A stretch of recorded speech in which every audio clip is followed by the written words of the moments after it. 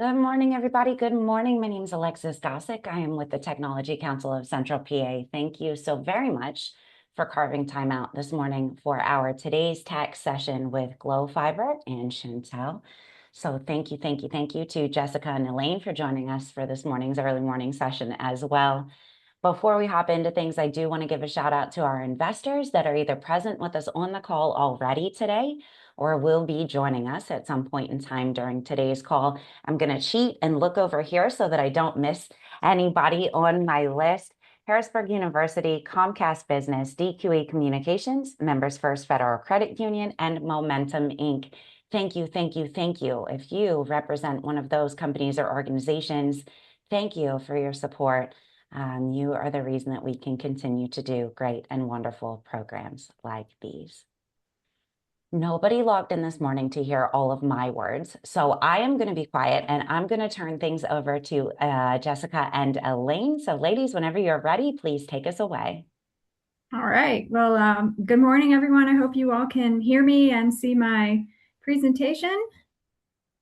Yes, ma'am. All right, that's great. So, hello, my name is Elaine Cheng, and I am the Chief Information Officer at Glo Fiber and our parent company, Shentel. And Jessica Fields and I are here today. We are thrilled to be with you. Thank you so much to the Technology Council of Pennsylvania for inviting us. We're thrilled to share a little bit about Glo Fiber and our story. And then because I know we have the technology professionals here on the call, we thought we'd also share a little bit about our AI journey and maybe just hopefully that will be helpful in your own journeys, as I'm sure most of you are on that same trajectory. So with that, we'll just start with kind of who we are. So we're Glo Fiber, and we have actually been around for almost 120 years. We started in the Shenandoah Valley in Pennsylvania, not Pennsylvania, in Virginia. And we are now a publicly traded corporation on the NASDAQ. We operate in over 8 states, Pennsylvania being one of them. And through all of our 120 plus years, we've been focused entirely on the communication space. And as it's evolved, we've evolved and innovated with it, but we've always stayed very true to that core business, and it's what we do best.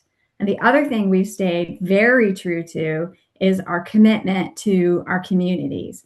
And we don't operate in mega cities. We're committed to communities like State College or Lancaster, Pennsylvania, or York. Those are the types of communities that we thrive in and where we really want to work and where we have excelled at providing our services to at the highest quality.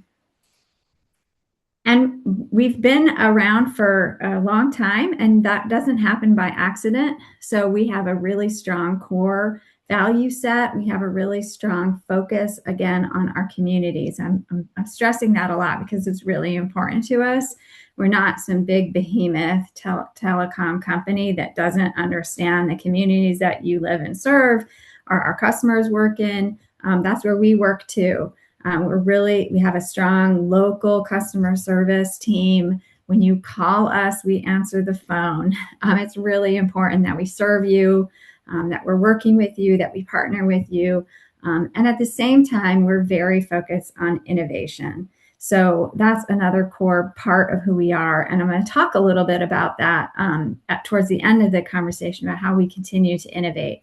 But now I'm going to turn it over to Jessica, and she'll talk a little bit more about how exactly we serve customers in our community. Thank you, Elaine. Good morning, everyone. So quick snapshot of our map here. It gives just high-level view of where we are and some of our key resources like data centers. In general, we operate more than 19,000 miles of fiber, and today we're passing approximately 500,000 homes and businesses across Virginia, West Virginia, Maryland, Ohio, Delaware, and of course, Pennsylvania. Pennsylvania is a key market for us right now. It's a growth market. We have a strong presence throughout South Central Pennsylvania, as Elaine mentioned, York, Lancaster, Hanover, Carlisle, Shippensburg, Greencastle, to name a few. And as we continue our expansion across the Mid-Atlantic, we are definitely committed to making the investments to this infrastructure to help our businesses and our communities stay connected and prepared for the future. We also own and operate this fiber network, which gives us greater control, flexibility, and ability to respond when we're supporting our customers. So all in all, this fiber is really the foundation of everything that we do. But just as importantly is the way that we leverage it to deliver the broad portfolio of solutions, everything from broadband to advanced enterprise connectivity, which allows us to support the unique needs of all kinds of organizations.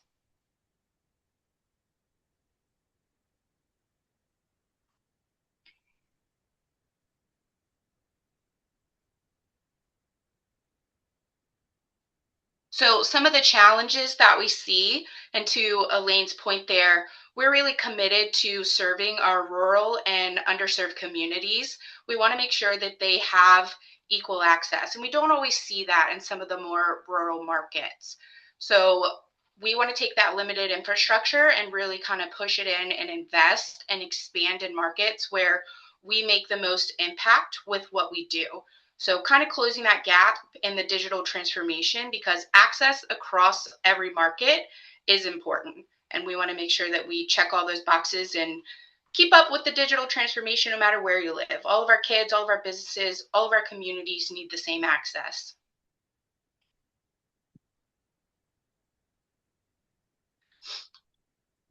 So why does it matter, right? Reliable connectivity is vital for businesses to operate efficiently and stay competitive in the digital economy. So fast and stable internet supports remote work. Most of our employees are remote. We have a ton of digital collaboration tools that are essential for modern workers. And then again, equal access across the board, no matter where you live. We want to make sure that our rural communities have the same when it comes to education, when it comes to healthcare, and general economic growth in these communities. We want to make sure that we are connected along the way. So that's really our investment.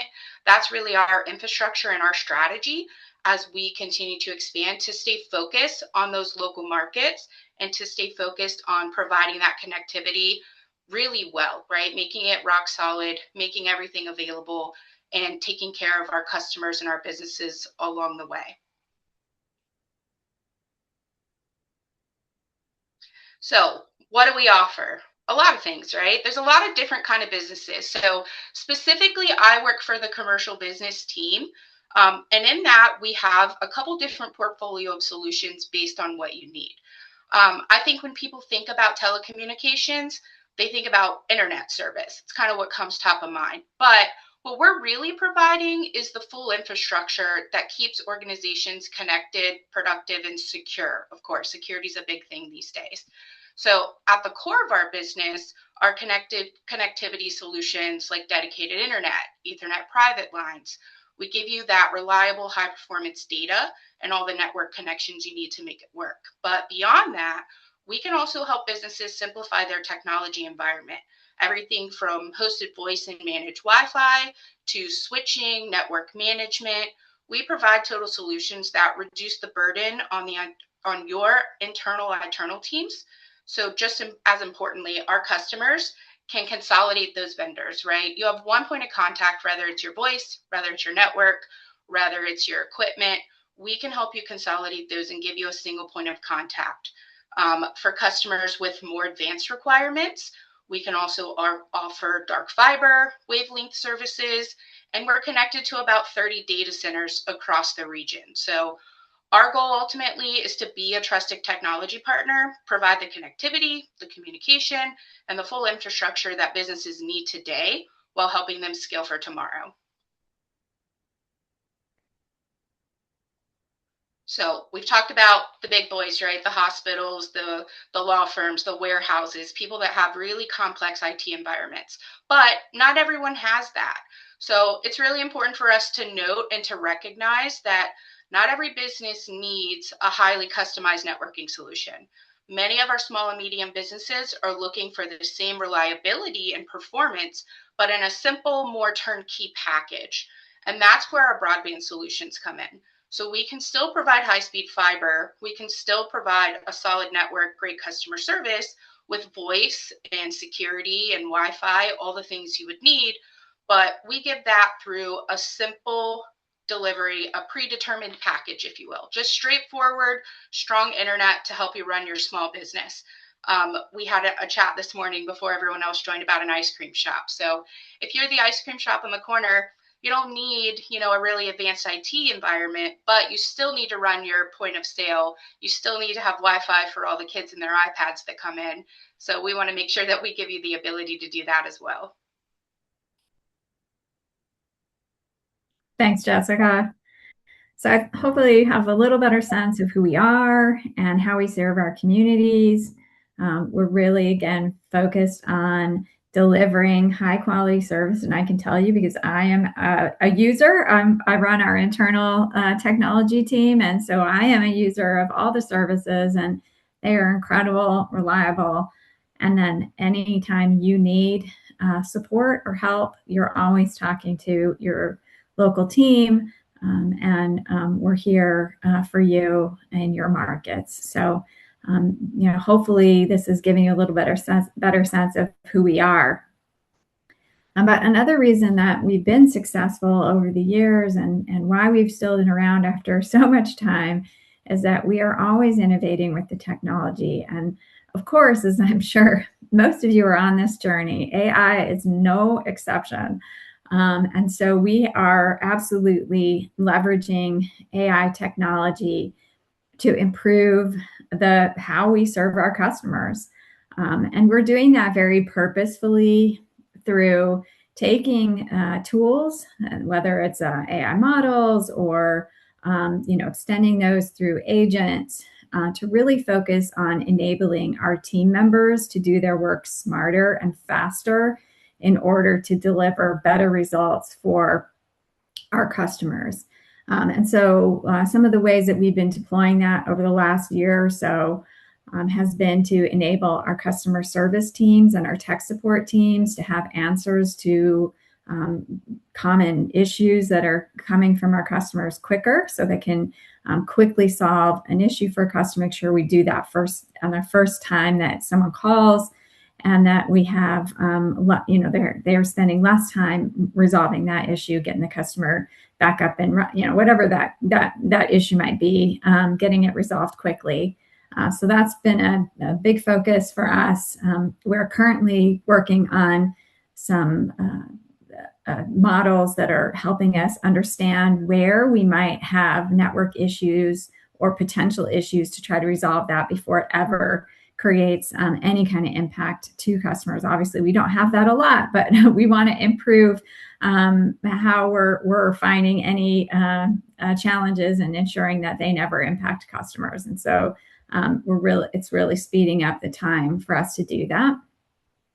And obviously, I think just probably like you all are, we're looking at how we can improve some of the back office operations that we have to reduce some of the manual labor, give our teams back time to do the really important work that they need to do. So those are some ways that we've been approaching it, and how we've been approaching it, what the journey's kind of looked like for us is first and foremost, we've taken kind of what I call a top-down and a bottom-up approach. So we have several key impact-focused AI initiatives that have been identified and driven by our executive team. And we've put, sort of more traditional projects staff on that. We built an AI-specific team to go after those opportunities. We've been building cross-functional efforts around them, and they have executive sponsorship to get done and make sure we deliver. But at the same time, so that's kind of the top-down approach. But at the same time, we have this bottom-up approach where we've also focused on how do we create grassroots movements to help all of our team members become faster, better, smarter in the jobs that they're currently doing.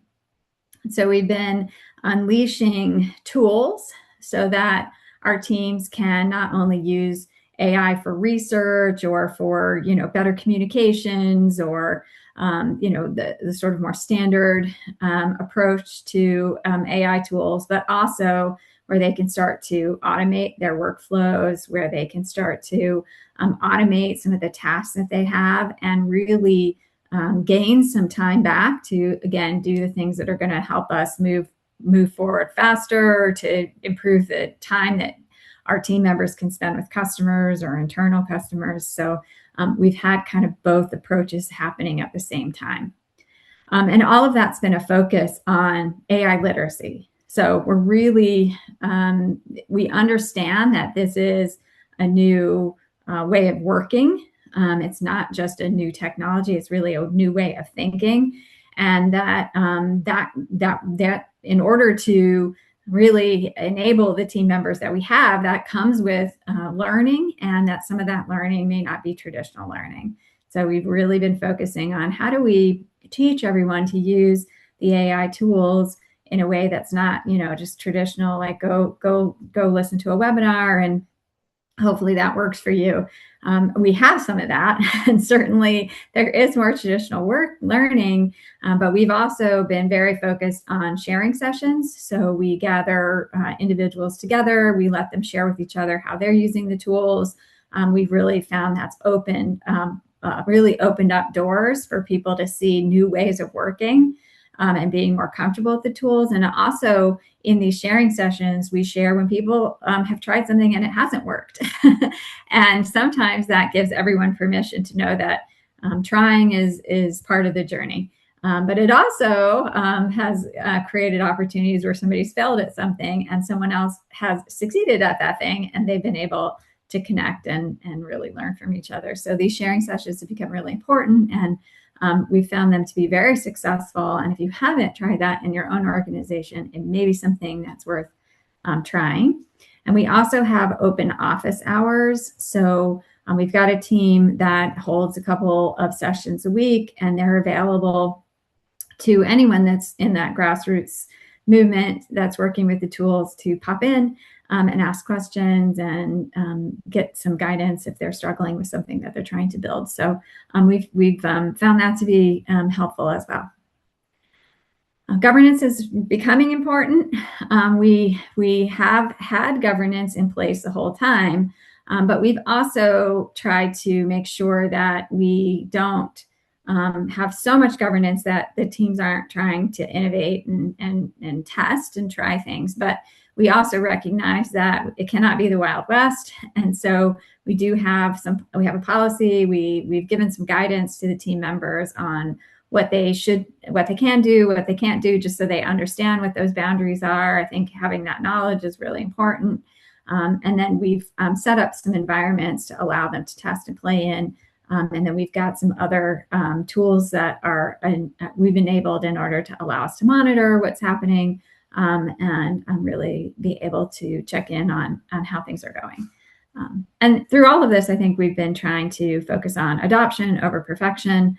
We know that not everything is going to be successful. We know that there may be some things that we have to clean up later on down the line. And I think that's okay, because the real focus has been to get our teams using these tools, to create some enthusiasm for it, and to make some progress on some impactful initiatives across the organization.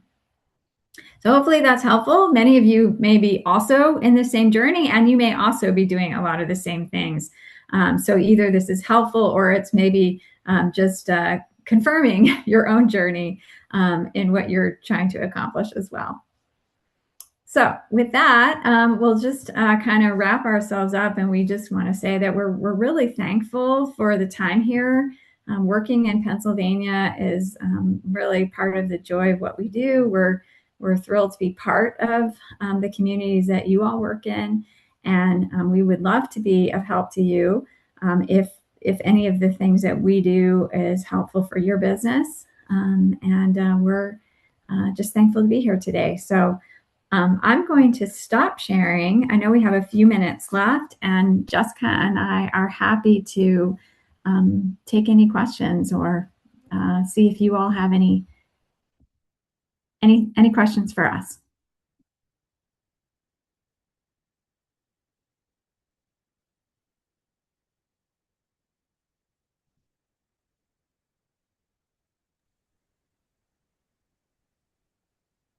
Anybody on this journey, the AI journey? I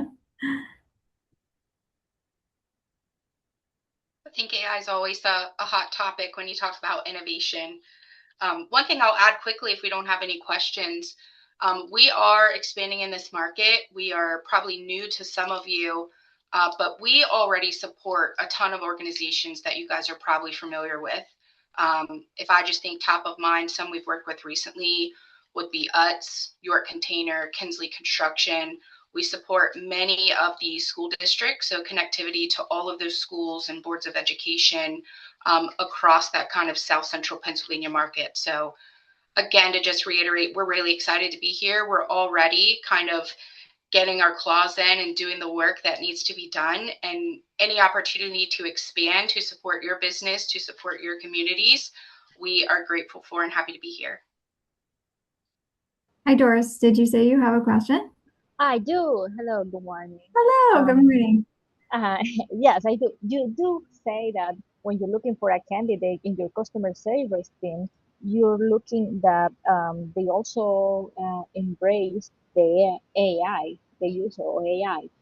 When you are looking for your customer service team, what level of AI literacy you're looking in this candidate? Because as you know, this all was new for everybody. So Yeah. everybody can be at the same level of the AI proficiency. Yeah. So when you're Yeah. looking in your team, Yeah, for our customer service team, they don't necessarily need to have a high level of AI literacy.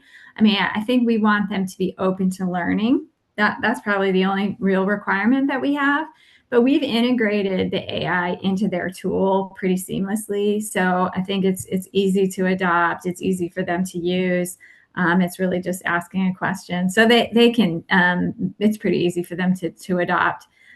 We just want a team member who's excited to learn and be willing to be flexible. But other than that, most of the time, what we're really looking for in our customer service team is just someone who wants to help a customer and really can engage with that kind of environment.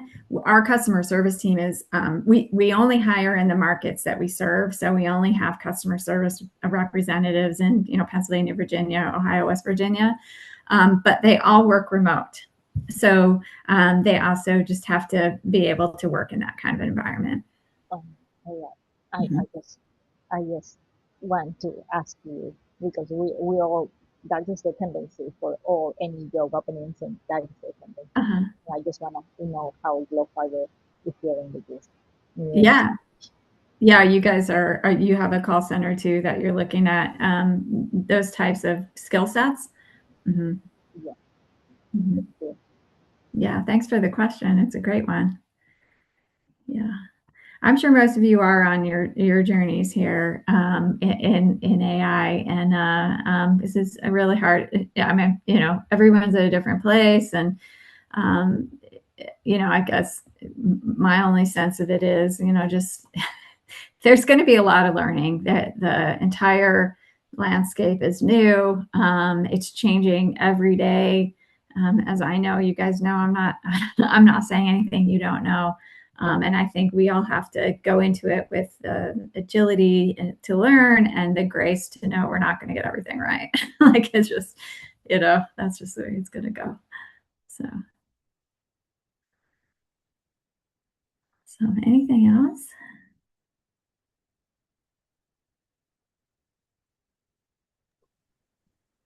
Thank you. Thanks, Doris. I'm going to chime in to get us wrapped up perfectly on time. So thank you, Jessica and Elaine, for your time this morning. Lots of great information. I will be getting a follow-up email out to everybody who either attended or registered today's session. So if there's some questions that are kind of percolating, right? Like they're baking, but they're not fully baked for the asking right this minute, That's okay. You are going to get in your inbox in just a little bit direct contact information for both Jessica and Elaine. So take your time when formulating those questions, but then please do reach out if there's something that they can do to help, if there's a question that they can answer.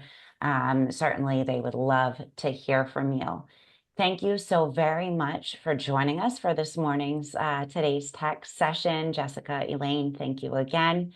And everyone will be receiving an email from me shortly. So keep your eyes peeled in your inbox. I hope you have a great rest of the day today. Thank you so much. Thanks for having us today. Thank you.